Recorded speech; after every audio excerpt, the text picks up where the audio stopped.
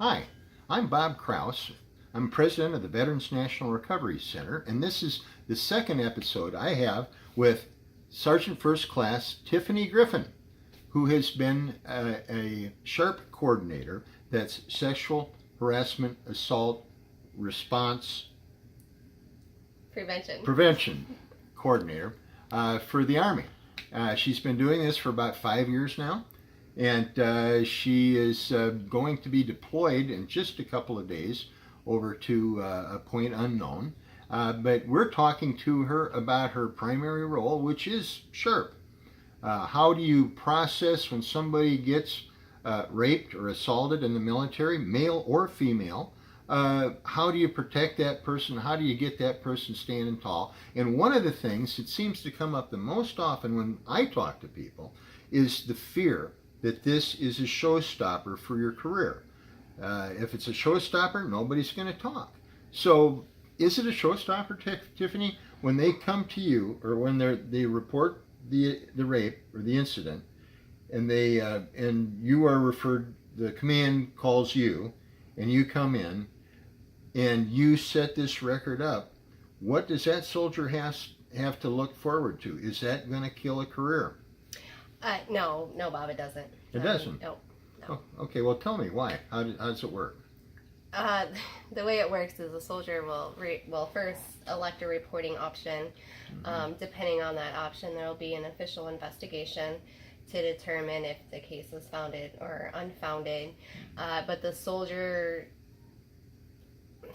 career is never impacted. What I can say from experience is we've had soldiers mobilized going even through the investigation process and even after the investigation process that have even been successful and have deployed.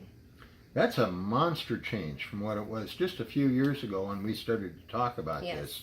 And I know of a woman that worked for me when I was in the military, and she had PTSD, not MST related, but PTSD, and she never told anybody because she was afraid that she'd go in for promotion boards, it would show up in the packet, and she'd be out. But that is not the case. No, not no more.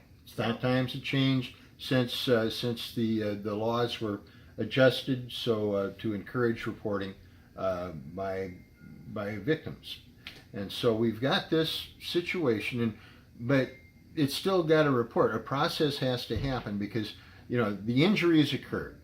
The man or the woman has been raped, and you've got a situation where that has to be documented in some ways for a couple of reasons. For short-term medical, I understand, for long-term medical, and for VA disability eventually. So tell me a little bit about that. What are the biggest problems you run into when you're working with a victim? I would say one of my biggest problems that I have would be the medical aspect of it. A lot of soldiers are showing that they're more willing to come forward now to actually file a sexual assault. However, they will go receive initial care, but we never receive a diagnosis to be able to continue that long-term care for their career and or for when they get out of the military. So how do you try to push it forward, and how do other factors try to push it back? What happens? Well, all that I can do as the coordinator and the victim advocates assigned to the case is just encourage. We try to find the best places in their area, whether that's the VA or a vet center or just a local therapist, depending on where they're at. We'll do all the legwork for them, and all we can do is just encourage them. But they've got to fill out the form. Right. It sounds a little odd, but I've had people in that boat that they couldn't they couldn't fill out a parking ticket. And it's because of the anxieties they get. They might be writing and it'll bring back things, and then they'll pull back from the paper and walk away. Are there buddy systems or anything like that can help on this?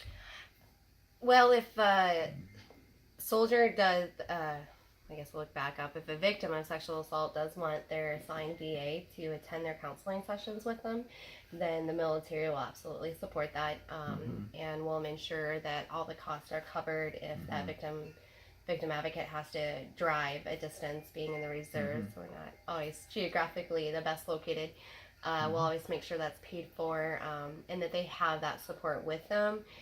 But we can't really force that soldier to turn in their medical documents or to sign a medical release so we can receive it. So the consequence is what you're saying, and this is the consequence of not cooperating with the SHARP coordinator if you are a victim. The consequence is that you'll get the short-term medical help. The rape kit will be created, but not processed unless the case goes forward. And there will be no long-term help because there's no authority to help long-term with MST counseling or other medical injuries unless they fill out the permanent line of duty statement. Is that correct? Correct. Okay, so there's a lot riding on this. If you're a young man or a young woman or an old man or an old woman and something bad like this happens to you, you may be looking at a lifetime of counseling or a lifetime of physical things that occur. Either you can pay for them or the government can pay for them. And if you don't fill out the paperwork, unfortunately, the way the system works, you might have to pay for them. So, warning, warning, warning. That's what you need. Anything else that is a problem for you, Tiffany, when you run into these things? I think that's really my biggest problem. The next problem or concern I would have is just uncooperative victims. They will initially come forward, and then I may not hear from them for a month or two or maybe more. And a couple phone calls, emails, texts. We don't harass them either. We just wait for them to come back to us, which eventually they typically always do. They always have. When they're ready. So we do everything on their time.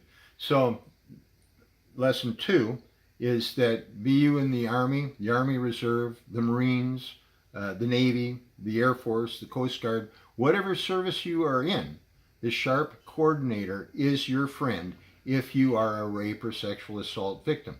And you need to be proactive, contacting that person and keeping up the connection. Otherwise, you may lose valuable health care, and it may cost you in ways that you do not even see. This is Bob Kraus, President of the Veterans National Recovery Center, and I'd like to thank you, Tiffany, for all this great information that you've been giving us. This is the second episode. We'll have one more episode with Tiffany before she goes someplace that we can't tell. Thank you very much.